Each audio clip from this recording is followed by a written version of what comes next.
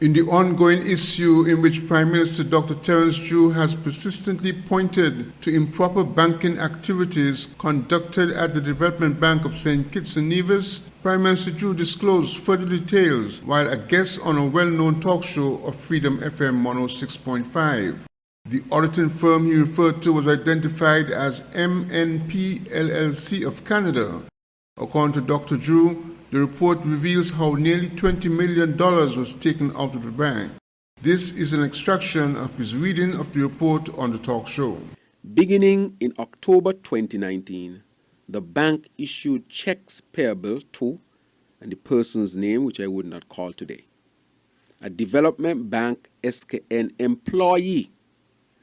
So in October 2019, the bank would write checks in employee's name or particular employee of the Development Bank, St. Kitts Nevis. So here is an employee. The bank would issue a check in the name of that employee. And guess what happened?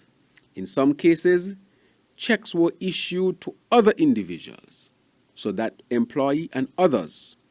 However, the vast majority of these, approximately $20 million over time. So here is an employee. The bank is writing a check in that employee's name. Other checks were written. I am just talking about the 20 million because more money is unaccounted for. Approximately $20 million over time. And this is on page 121 of the report, a report prepared by MNP LLC, a chartered professional accountancy and business advisory firm in Canada.